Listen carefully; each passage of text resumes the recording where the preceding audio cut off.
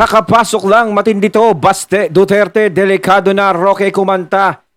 Tis, tingnan ito. Anong tis? Siyempre, itong balitang ating matutunghayan ngayon ay nagbula kay News PH. At siyempre, ilalagay ko sa description box ang link ng channel ni News PH para maging updated po kayo sa mga balita na kanyang inihahatid sa atin. At siyempre, ito ang inyong lingkod na si BT na magbibigay ng reaksyon at komento dito sa videong ating matutunghayan ngayon. At huwag na natin pagtagalin at sabay-sabay na nating panoorin ang laman ng video na hatid sa atin ni News PH at bibigyan natin ng reaksyon ng balitang ito. Pasok. Nakalat na po yung balita na si Mayor Baste ng Davao City, Mayor Baste Duterte, ay kalat na balitang sususpindihin, no? Na tinatalakay ni ating presidential spokesperson, Attorney Harry Roque, na posible raw po na suspindihin, no? Dahil po dyan sa war on drugs na sinagawa ni Davao City Mayor Baste Duterte. Okay, pero hindi po 'yan yung no, ang trend po kasi lahat po, no? Lahat ng may mga kaugnayan dito sa Maisog, allergic po sila. Lahat po ng may kanama sa Maisog, Davao del Norte Governor, Cebu City Mayor, no? Panay po may kinalaman dito sa Maisog Rally, no? Yan po, testingan po 'yan eh. Yung walang kurapan, no? Ibig sabihin, patatagan to, no? Pipigilan namin yung Maisog sa anumang mangyari, no? So parang, kaya yung mga suspension. So parang ang pinapalabas dito, no? Parang ito yung paraan para mapigilan yung mga tao na nag-oorganisa ng Maisog Rally para hindi matuloy. Parang ganun yung lumalabas. Kaya parang isa-isa silang gustong mawala sa isang teleserye. 'Di ba? Ganun yung ginagawa eh. 'Di ba? Pero alam nyo para sa akin is mali again. 'Di ba? Bakit hindi nyo na lang sila payagan na magsalita kung ano ang hinanaing, kung ano ang gusto nilang iparating? 'Di ba? Malaman yung hinaing nila sa gobyerno kung ano ba talaga. O nandoon na nga tayo, marami silang salita na nasasabi, bad comments na ganito, pero hindi naman talaga mawawala 'yun. 'Di ba? Kailangan marunong tayong tumanggap ng kritiko. Ibig ko sabihin, kailangan marunong kang tumanggap ng iyong pagkakamali kung meron ka mang madinig na hindi maganda doon. Kasi wala namang gulo yung Maisog eh, kung tutuusin. Hindi naman siya magulong rally. Siguro, yung sinabi ko nga dati, may masasakit kayong naririnig na salitang lumalabas doon. Pero kahit naman saan kahit saang lugar, hindi pa pwedeng hindi ka mawalan ng kritikong bumabatikos sa'yo. 'Di ba? Lalong-lalo na kung may nakikita silang hindi maganda sa nangyayari. Kaya lang naman nagkakaroon ng kritiko ang isang tao kung meron siyang isang hakbangin na ginagawa na hindi umaakma. 'Di ba? Isang hakbangin na nakikitaan nila ng mali. Pero kung ikaw naman ay may tamang ginagawa, siguro hindi naman ganito ang mangyayari. Hindi ko naman sinasabi na mali ang ginagawa ng ano ngayon. Alam nyo na yon mga katunay ng administration. Hindi ko naman sinasabing ganun. Pero, syempre, hindi naman makakapagbitaw yung ibang tao kung may nakikita silang ganun. Hindi sila makakapagbitaw ng mga ganun, makakapagsalita sa iyo ng ganun, kung wala silang nakitang ganun. Kaya kung meron kang nakikitang gano'n na, uy, ganito yung sinasabi sa akin, ganito ako.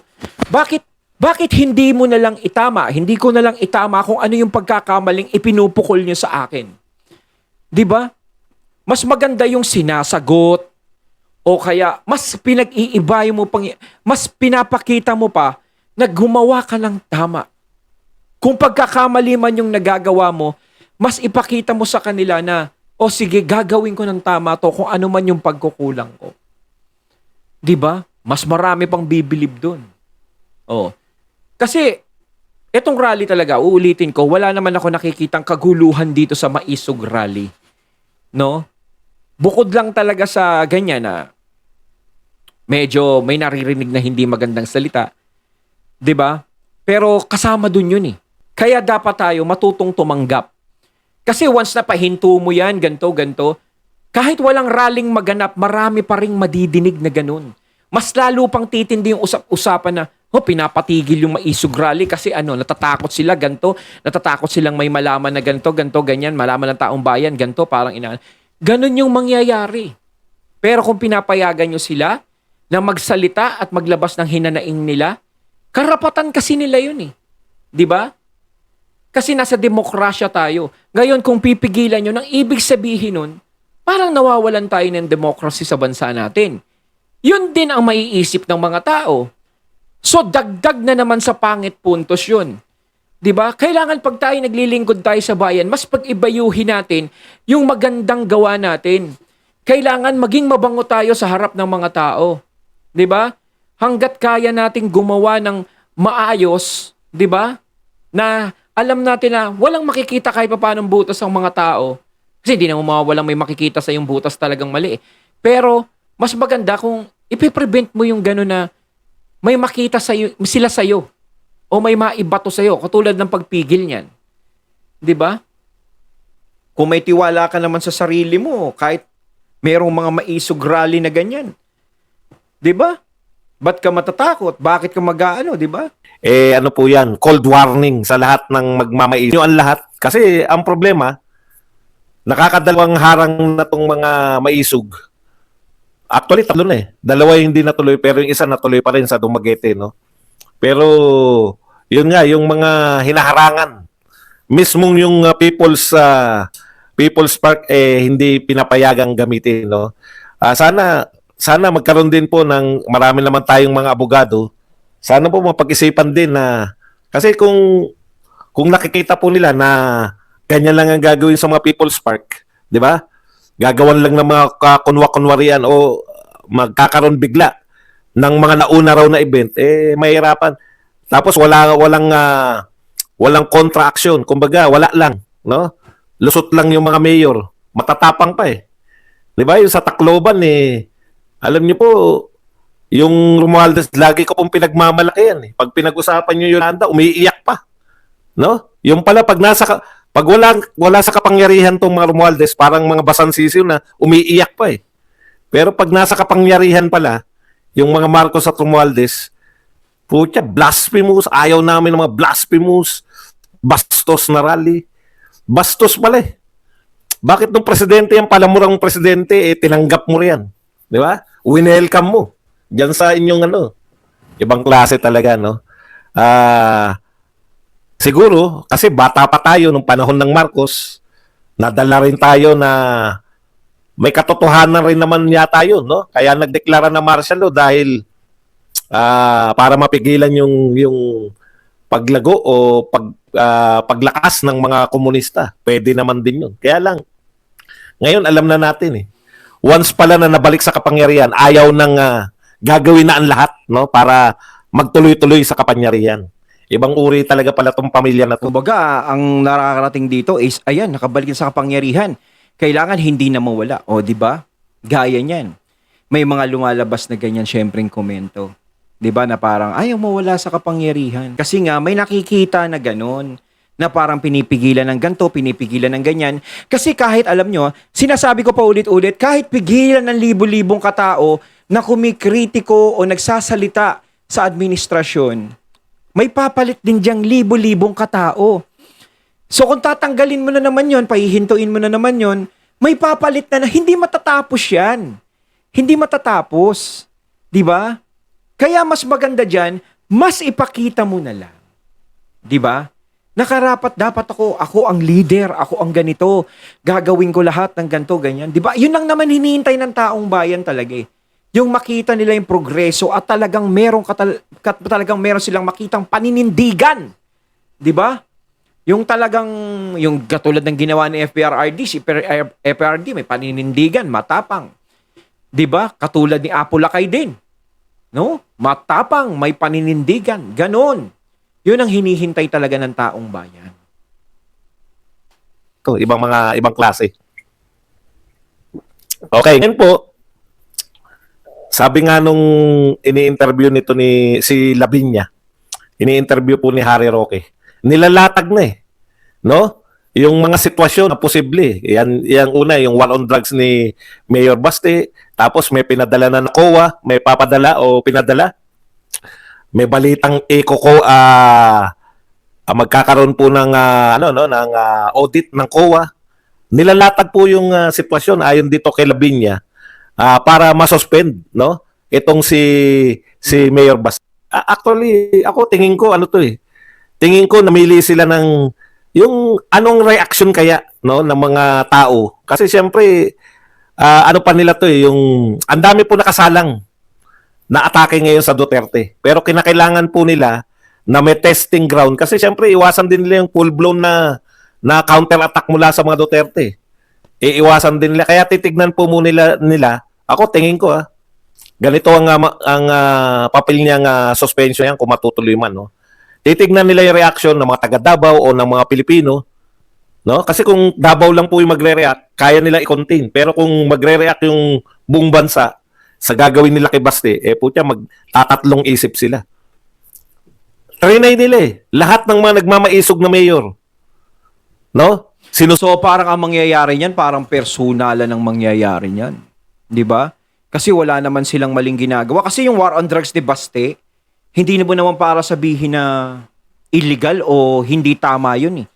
Kasi may punto yun eh. Yung sinasabi nga ng iba, may nakikita ako. Kung tahimik sa Davao, bakit nagwa-war on drugs pa sa Davao? Siyempre, mas maganda kahit tahimik, huwag ka pa rin maniniwala. 'Di ba? Mas maganda kung ipinapakita mo pa rin na dinidisiplina mo pa rin ang lugar mo kahit disiplinado na. 'Di ba? Hindi porket tahimik ang isang lugar, pababayaan mo na lang ng ganun-ganun. Na malaya. O sige, okay, tahimik naman tong lugar natin eh. O wag na kayong mag-checkpoint yan, wag na kayong maghuhuli-huli dyan ng kung ano-ano. Pabayaan nyo silang maglakad-lakad. 'Di ba? Siyempre, ang ginawa ni Mayor Bastino.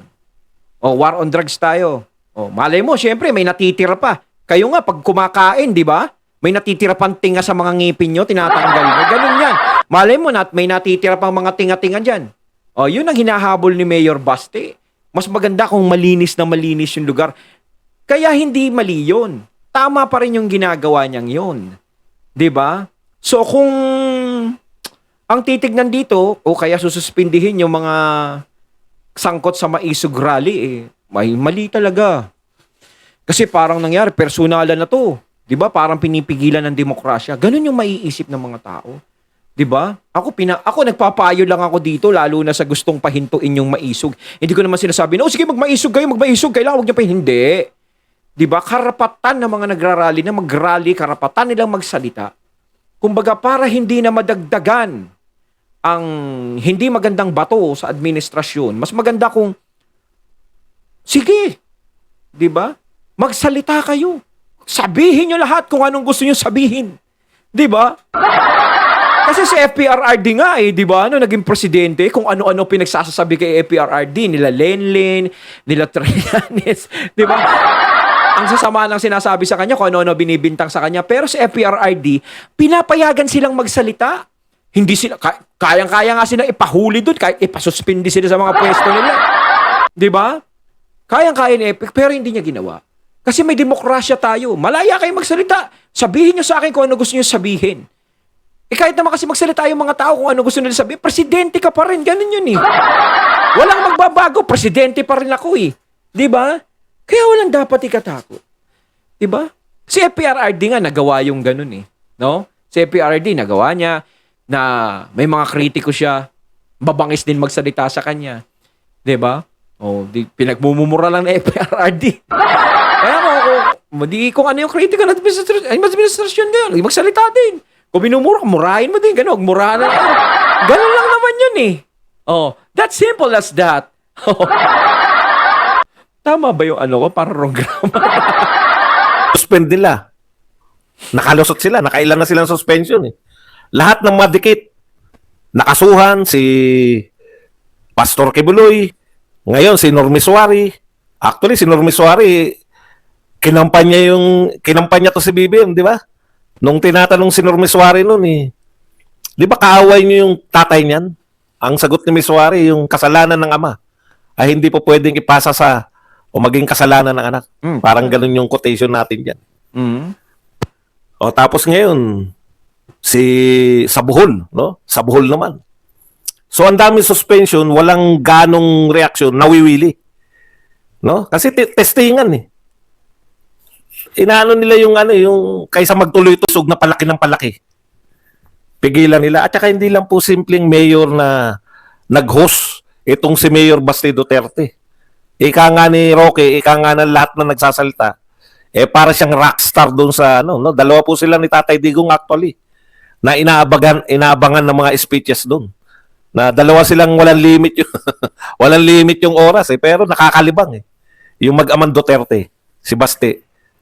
Kumbaga sila talaga star ng ano, star talaga sila ng Maisog Rally. Pero parang nakikita ko si Baste at si FPRRD, parang ano sila, no? Iisa talagang mag-ama talaga, no? Pagsasalita sa mga reaksyon, no? Parang si FPRRD din yung nagsasalita, magkasalita si Baste, eh. Silang mag-ama, no? Kaya hindi to simpleng kumbaga direktang hamon to, nagpapalakas kayo, maisog kayo, tignan natin. Kung makita nila na malamya lang, walang gano reaksyon, kumbaga walang dating, pwede na nila, yung sinasalang nila kay Tatay Digong, yung sinasalang nila kay Sara Duterte, pwede na nila talagang gawin lahat yun. Di ba? Kaya testing po to ng paano tayo magre-react, yung mga supporter. No? Testingin po nila to. Kung si Baste, kung paano tayo magre-react ng mga supporter kasi baka nang babluff lang eh. Baka iniisip nila, bluff lang tong mga to. Ang dami na namin na suspende, wala namang reaction eh. Na nakukuha nyo? Kaya pagka ito, try natin. Kasi ito ang list sa lahat ng mga Duterte, ito ang medyo pinaka-ano pa eh. Pinakamahina pa impluensya, Davao City Mayor pa lang eh. Ngayon, pag wala po nangyari, nasuspend nila at walang reaksyon ng mga supporter ni Duterte, yari na. Pwede na nilang gawin yan kay Sara, pwede na nilang gawin kay Tatay Digong. Tingin ko, pag ginawa nila kay Sara yung kay Tatay Digong, talagang ano eh. Parang na may nagsisindi na ng mitya nun. Sa tingin nyo ba yung mga supporter talaga ng mga Duterte kung sakaling gawin kay Sara Duterte yun? Hindi kikibo yung mga yun. Yun ang ano natin, yun ang, di ba? Yun ang nasisense natin, malabong hindi kumibo eh. Kay BP Sara, kay Pulong, wala nang awatan kasi wala naman pala kayo. Parang gano'n, no? Ito, Talagang wala na, no? Talagang parang watak na eh. Talagang tuwan-tuwa siguro yung ano ngayon, yung alitap-tap. Yehey! Nasira ko na sila, wala nang pag-asang magbalikan tong mga to. Tuwan-tuwa siya ngayon. 'Di ba? Pero ang tanong diyan, yung alitap-tap na yon kapag tumakbo ng mataas na pwesto sa susunod, meron pa kaya siyang pag-asa? 'Di ba? Pero talagang nagke-credits to talaga sa mga yellow eh. Sa mga yellow. Hayaan nyo silang mag-away. Di ba? Dito lang tayo sa Gedli, popcorn lang. Pag mga eleksyon na, pumasok na tayo. Siyempre, baka sira na yung tiwala sa kanilang tao. Puro sila away. Siyempre, kailangan naman nila ang serbisyong yellow naman. Nakanems! Ito ano to, hamon to sa lahat ng mga Duterte supporters. No? Hanggang ano lang pala kayo, hanggang Maisog Rally lang pala kayo. Hanggang dakdak lang pala kayo sa social media. Kaya maganda po tong, ako nakikita ko na very positive, no? Kasi hindi mo pwedeng tignan na negative lang, tapos manghihina ka na. Di ba? Pag negative mo titignan yun, manghihina ka. Ang isang positive na makita ko riyan, putya kung suspended yan ng ilang buwan, halimbawa, suspended ng 6 na buwan. Anong gagawin ni Baste? Suspended siya. Di makakapag full time siyang umikot sa Maisog. Di ba? Baka makarating pa sa iba't ibang bansa sa Maisog. Kaya eto talaga testingan to, no? Tsaka yun na nga, baka yung mga wish nila na yan mag-backfire sa kanila kasi Parang sinasabing testing ito, no? Sinasabi nga ni Sir Badong kung magre-react ang mga supporter ng mga Duterte kung sakaling may gawin silang pagsuspindi kay Mayor Baste. 'Di ba? Kung kay Mayor Baste kung talaga may magiging ingay na. Kaya sinabi ni Sir Badong kanina, kapag wala naging ingay, patay na, yari. Magkaroon kaya ng ingay to? Nako, sakasakali. Nako. Pero tingin ko, kung wala mang ingay kay Mayor Basti na mangyari, sa pagkasuspindi naman niya, kung sususpindihin siya, kung masususpindi siya. Kung kay BP Sara na to, nako, di natin alam. Kung kay BP Sara, wala pa rin naging ingay, nako, talagang ano na. Pero tingin ko parang imposible pa rin na hindi magkaroon ng ingay. biruin mo, hindi ka mayor ng ilang buwan. Di makakapangampanya yan. Tapos, nag-iisip na si Tatay Digong na kung tatakbo raw siya, Davao City, baka mapilitan ng tumakbo uli mag-mayor yan. Tapos yung mga anak, lahat na ng anak. Si Pulong, meaning si Pulong tsaka si Baste, baka mapilitan na rin na tumakbo na senador. O, makakaikot na sila eh. Baka blessing pa yan pag nagkataon. Kasi ano gagawin ni Baste kung suspended siya? Di magmamaisog na ng magmamaisog yan. Pupunta na yan ng lahat ng mga meetings. Ha? Magkakaroon na ng mga meetings yung mga maisog. Naroon na si Baste. Magiging very active na yan sa maisog. Kasi hindi na siya mayor eh. Sana maisipan din, no? Kung ako lang masusunod, yung ngayon ginagawa, mayor si Tatay Digong, tumakbo na ng senador si Pulong at saka si Baste, tapos vice president. Kung may kamag-anak pa sila, yun na lang ang patakbuhin ng mga congressman dyan sa buong Davao. Kasi numbers game talaga eh. Ayon, at ating natunghayan ng video na nagmula kay News PH. At syempre natunghayan natin ang boses na yun na kay Sir Badong Arateles. Ayan mga katunay ha, ano kaya ang mangyayari sa susunod na kabanata? Comment lang po kayo sa comment box. So once again, I'm BT and I'm out. Peace.